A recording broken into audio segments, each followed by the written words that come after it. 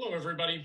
I'm Howard Shalansky. I'm a professor of law at Georgetown University, and I'm also an economist and have served in a number of government capacities. And I practice law with the law firm of Davis Polk as well.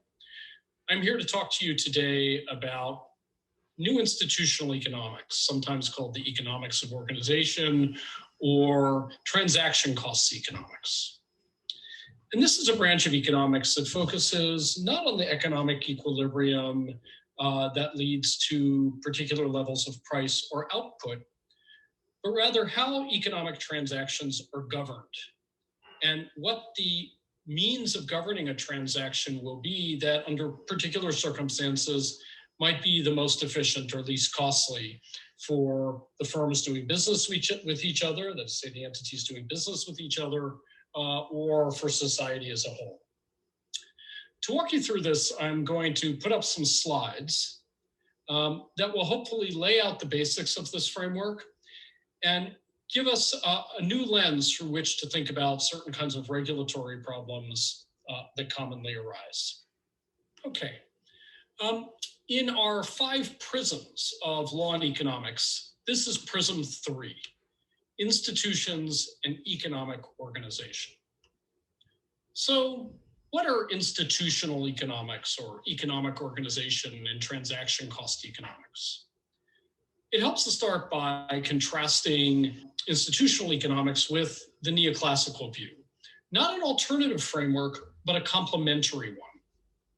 In the neoclassical view, markets are more or less efficient, despite irrationality of some economic actors, informational asymmetries or limits on the information that parties can get hold of. And depending on the particular governing structures and rules that society puts in place, against all of those constraints, markets tend to be efficient mechanisms.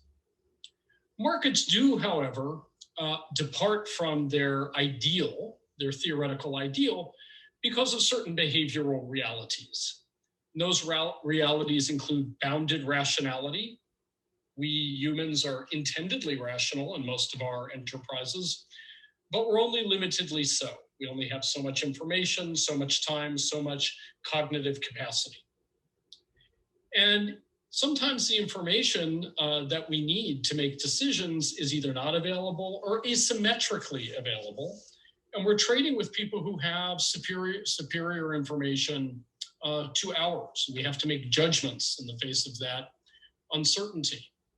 And indeed, those information asymmetries can give rise to opportunism, to taking advantage of a situation once an agreement has been reached. So against those behavioral realities of bounded rationality, of limited information, and of the fact that some people will act on their incentive to act opportunistically, certain frictions get introduced into the marketplace.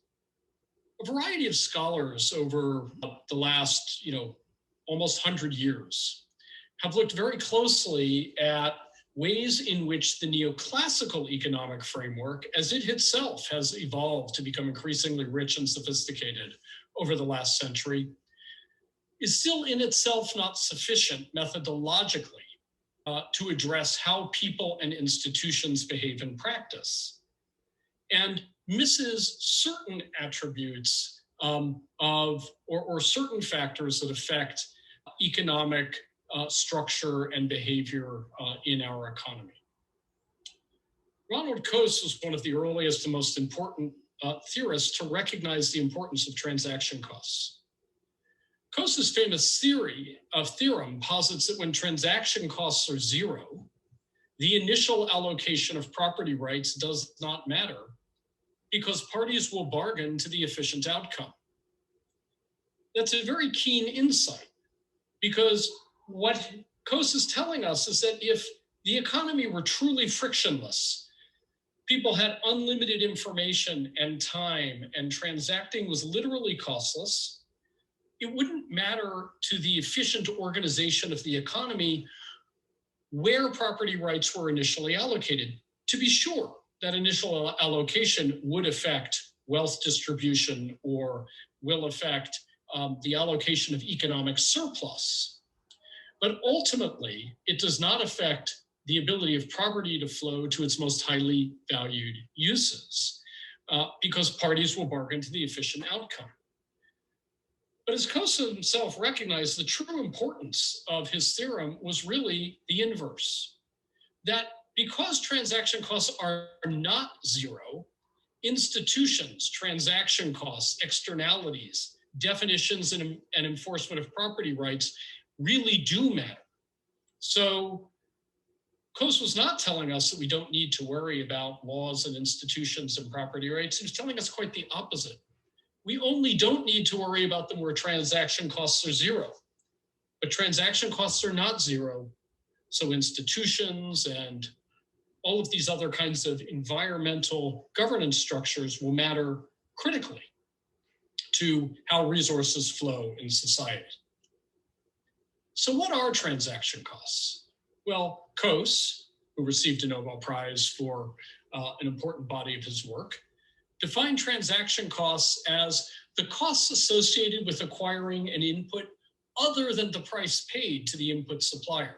That is to say, costs other than price of the good itself. Such costs could include insurance, shipping, search, negotiation, the lawyers, accountants, and other professionals one might need to reach an agreement with another party. There's a lot that goes into a transaction, monitor, an ex post observation and auditing. All of these are costs of a transaction, quite apart from the price in the contract for the particular product or service at issue. Oliver Williamson, another Nobel Prize winning economist and incidentally my dissertation advisor, identified key attributes of transactions and behavioral factors that would drive the magnitude of those transaction costs that Coase identified. And these attributes of a transaction include asset specificity, opportunism, frequency, complexity. We'll talk about those in a few minutes.